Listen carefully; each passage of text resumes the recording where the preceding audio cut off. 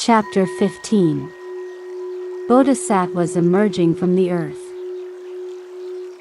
At that time the Bodhisattva Mahasattvas, who had arrived from other lands and whose number exceeded that of the sands of 8 Ganges rivers, stood up in the great assembly, bowed with their palms pressed together, and then spoke to the Buddha, saying, O Bhagavat, if you give us permission to diligently strive to preserve, recite, copy, and pay homage to this Lotus Sutra after the parinirvana of the Buddha in this Saha world, then we will extensively teach it in this land. Then the Buddha addressed the assembly of Bodhisattva Mahasattvas, saying, Enough, O sons of a virtuous family. There is no need for you to preserve this sutra.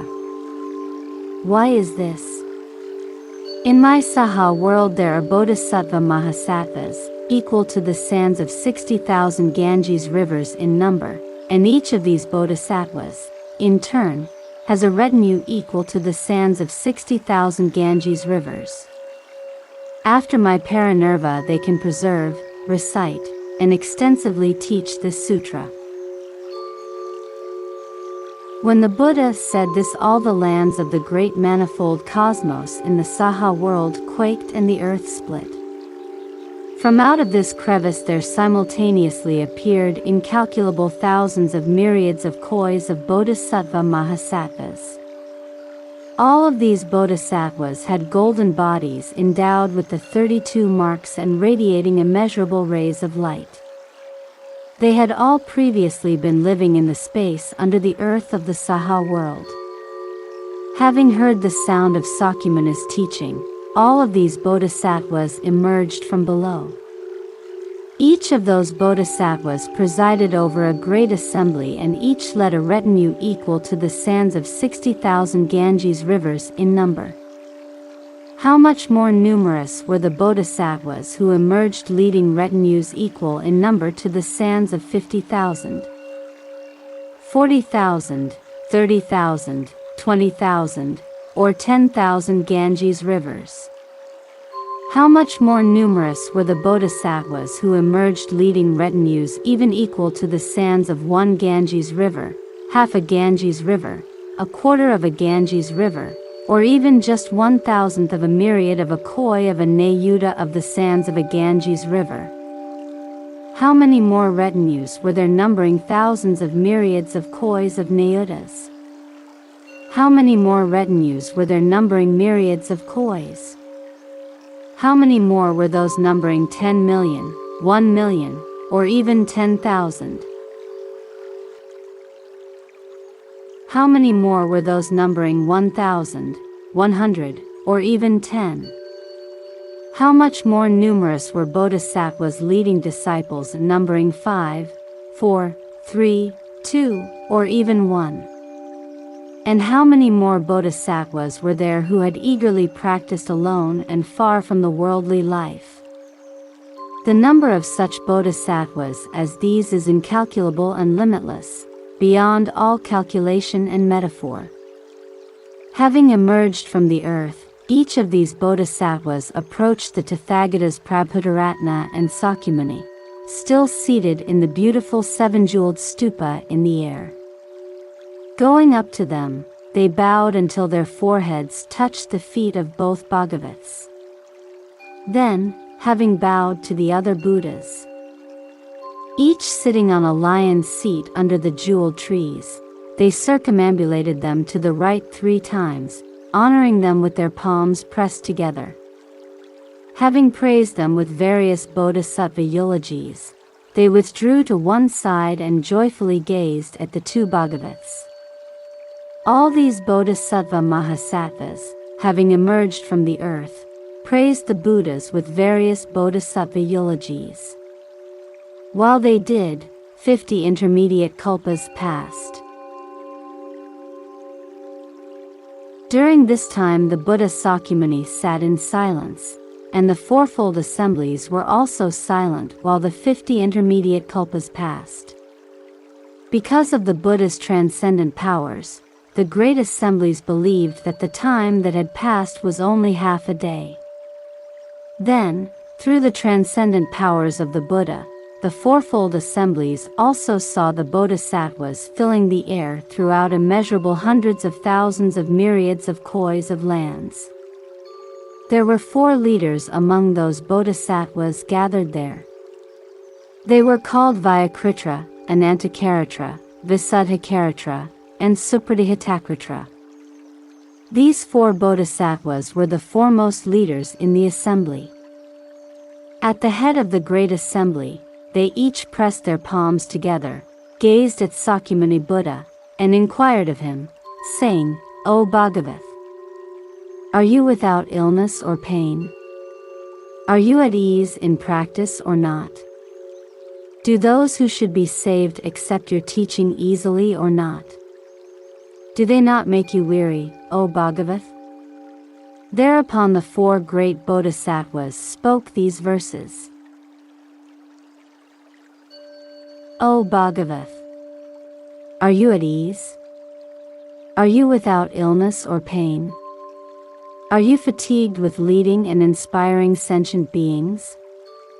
Do the sentient beings accept your guidance easily or not?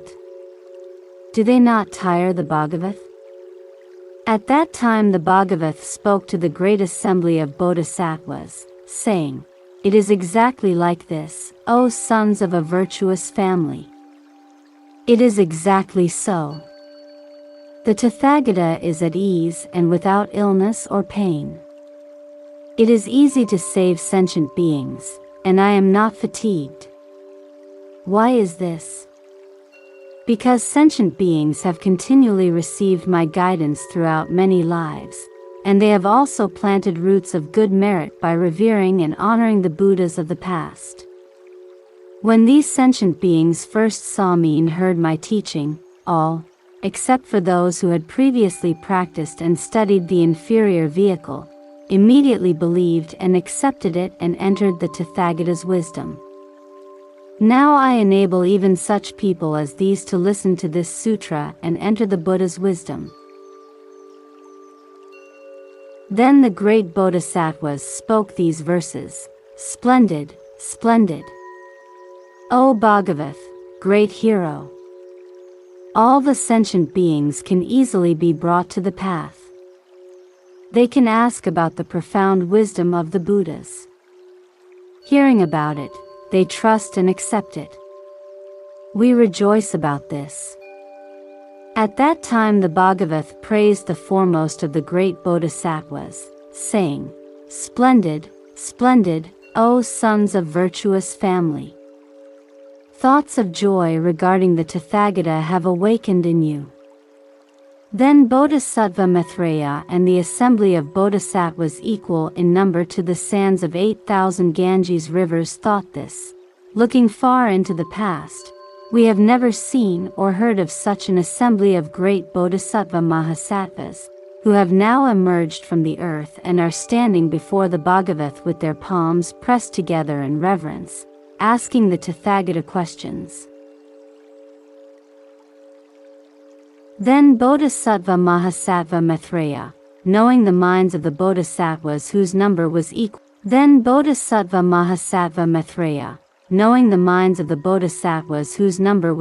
to the sands of 8,000 Ganges rivers, and wanting to clear up their confusion, faced the Buddha with the palms of his hands pressed together and addressed him in verse, saying, "We have never seen such a great assembly of incalculable thousands of myriads of kois of bodhisattvas before.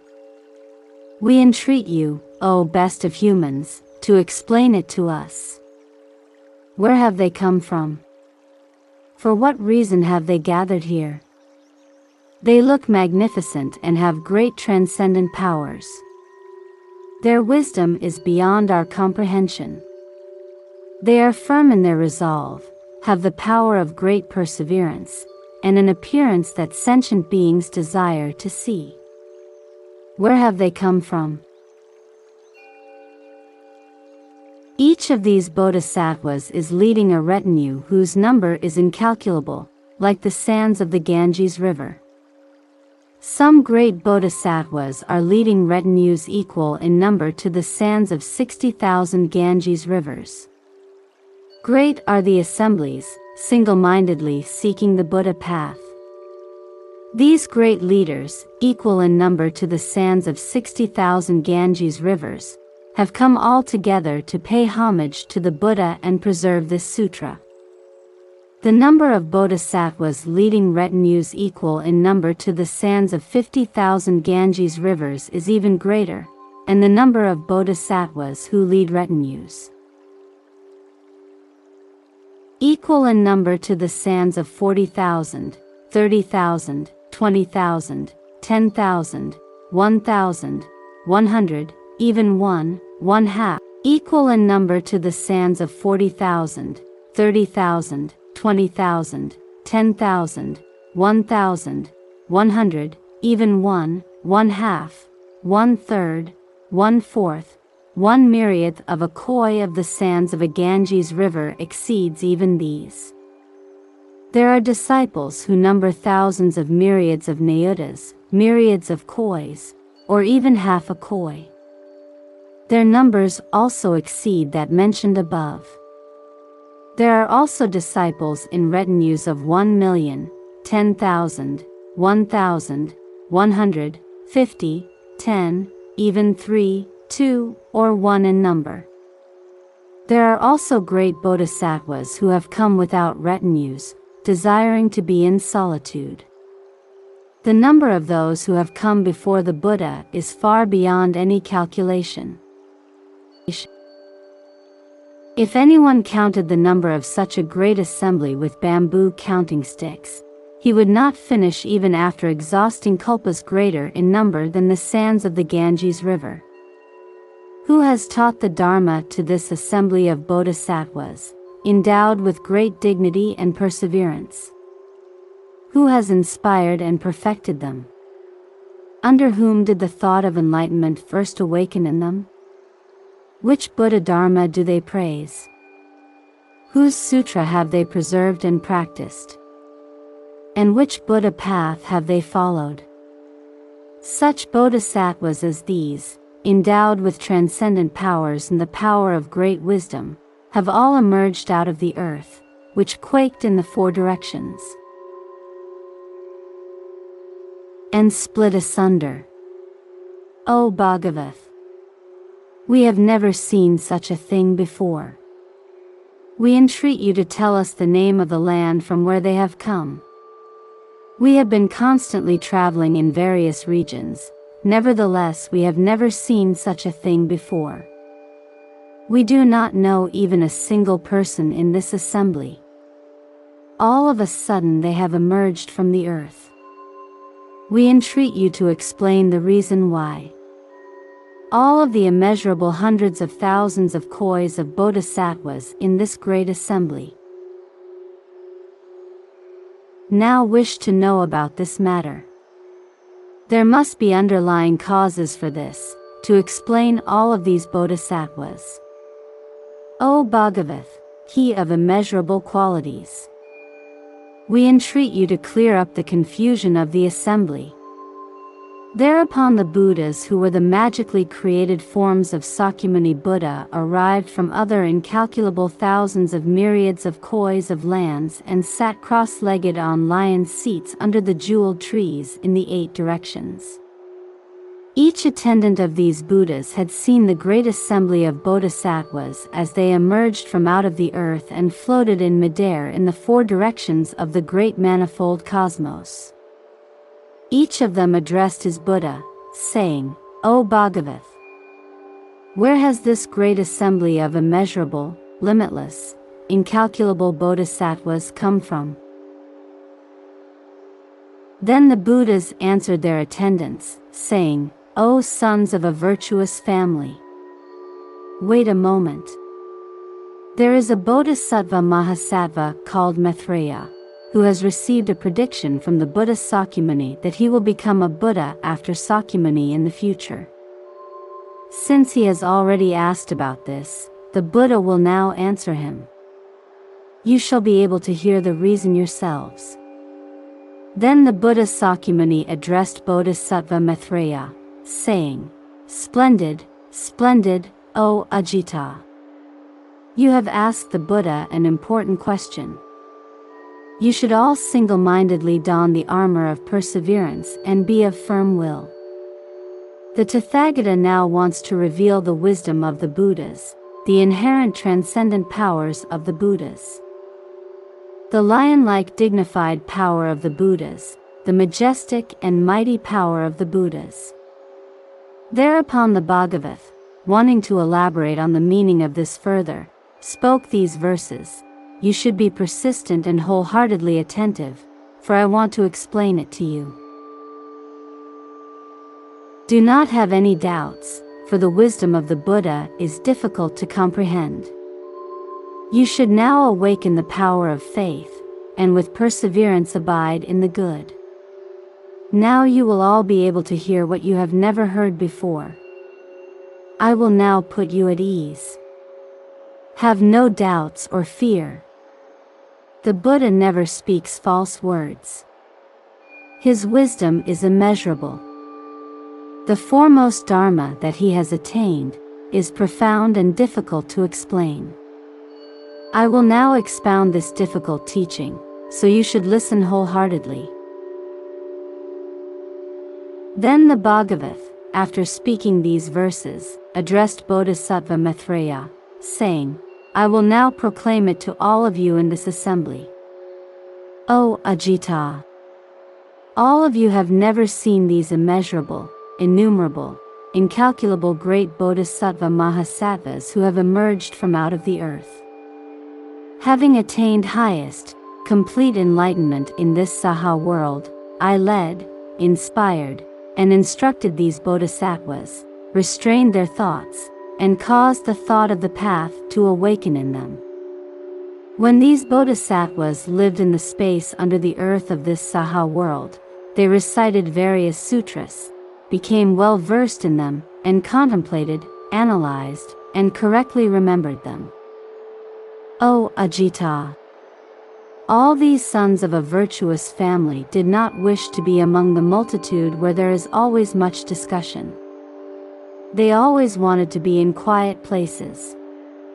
They diligently strove without resting or relying upon devas or humans. They always desired the profound wisdom without obstructions. They always wanted the Dharma of the Buddhas. They strove wholeheartedly in seeking the highest wisdom. At that time the Bhagavat, wanting to elaborate on the meaning of this further, spoke these verses. O Ajita! You should know that all of these great bodhisattvas have practiced the wisdom of the Buddha for innumerable kalpas.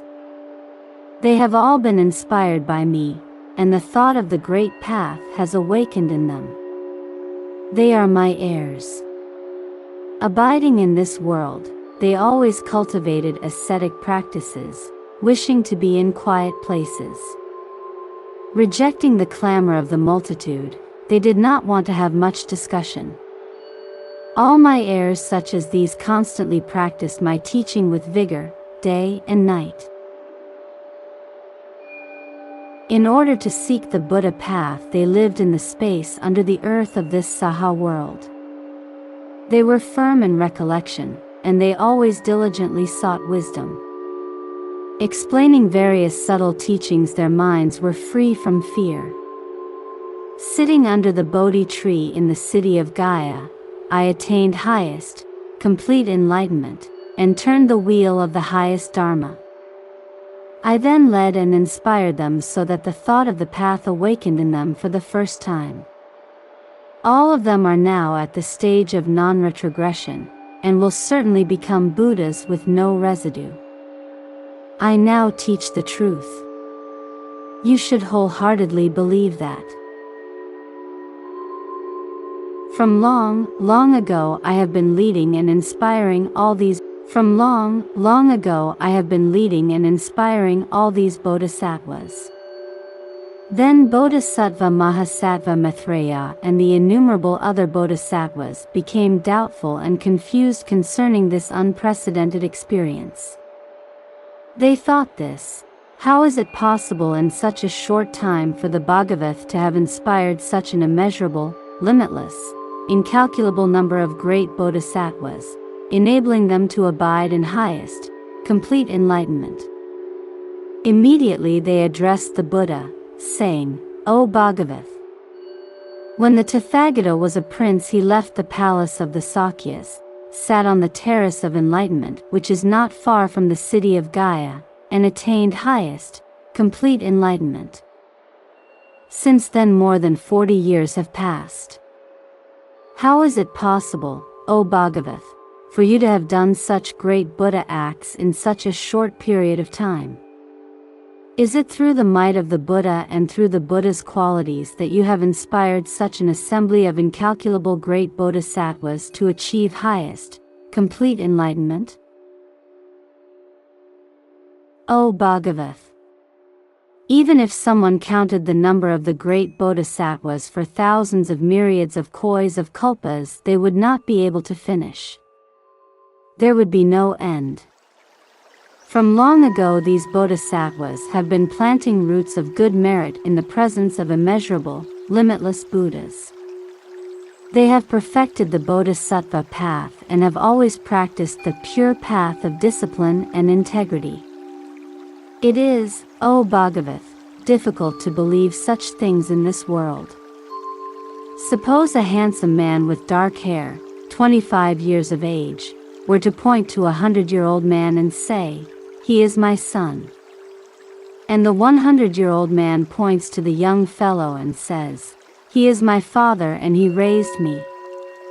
This would be difficult to believe. And what the Buddha has now taught is exactly like this. It has not, in fact, been so long since the Buddha attained the path. Yet for the sake of the Buddha path this great assembly of bodhisattvas has been diligently striving for innumerable thousands of myriads of kois of kalpas. They have skillfully entered, abided in, and emerged from immeasurable thousands of myriads of kois of samadhis. They have attained great transcendent powers and practiced the pure path of discipline and integrity for a long time. They have attained great transcendent powers and practiced the pure path of discipline and integrity for a long time. They have gradually and ably practiced wholesome teachings and are skilled at discussions. They are jewels among humans and a great rarity in the entire world. Today the Bhagavath has correctly said that after he attained the path of the Buddha he caused the thought of enlightenment to awaken in the bodhisattvas for the first time. He then led, inspired, and instructed them to approach highest, complete enlightenment. O Bhagavath, although it has not been so long since you attained Buddhahood, yet you have really done these great meritorious acts. We believe the Buddha's words, spoken according to our capacities, and that what he says is never false. We are all well versed in the Buddha's knowledge. However, if the bodhisattvas in whom the thought of enlightenment has recently awakened hear this after the Buddha's parinirvana, they will not accept it, and this will bring about conditions for erring deeds that destroy the Dharma.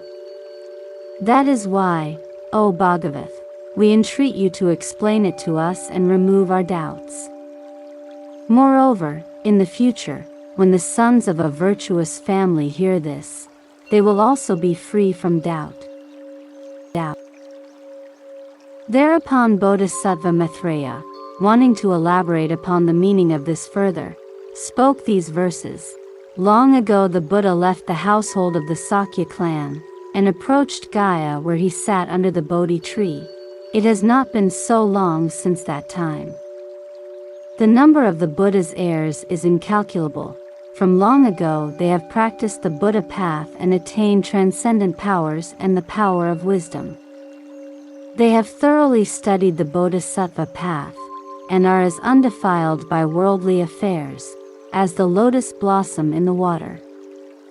They have emerged from out of the earth. And all stood respectfully before the Bhagavats. It is difficult to comprehend this matter. How can we possibly believe it? The Buddha attained the path only a short time ago, yet he has accomplished so much. We entreat you to remove our doubts and give a detailed explanation according to the truth. Suppose there were a young man just 25 years of age who pointed to a 100-year-old man, who was wrinkled and had white hair, saying, "This is my offspring." The old man also says, "This is my father." The father is young, and the son is old. No one in the world would believe it. The Bhagavat's teaching is exactly like this. He attained the path only a very short time ago, yet these bodhisattvas are firm in resolution and without weak will. They have been practicing the bodhisattva path for immeasurable kalpas. They are skilled at difficult discussions, and their minds are free from fear. They are resolute and persevering. They are handsome and dignified. He attained the path only a very short time ago, yet these bodhisattvas are firm in resolution and without weak will. They have been practicing the bodhisattva path for immeasurable kalpas. They are skilled at difficult discussions, and their minds are free from fear. They are resolute and persevering. They are handsome and dignified, praised by the Buddhas in the 10 directions. They are good at detailed explanations. They did not want to be among the multitudes, for they always liked being in meditation, and so they lived in the space under the earth in order to seek the Buddha path. Since we heard about this from the Buddha, we have no doubts about it, but still we entreat you, O Buddha, to expound it and make it clear for the future. Anyone in whom doubts awaken and who does not believe in this sutra will certainly fall into the troubled states of being. That is why we now entreat you to explain how in such a short time you have led and inspired these innumerable bodhisattvas so that the thought of enlightenment has awakened in them and they abide in the stage of non-retrogression.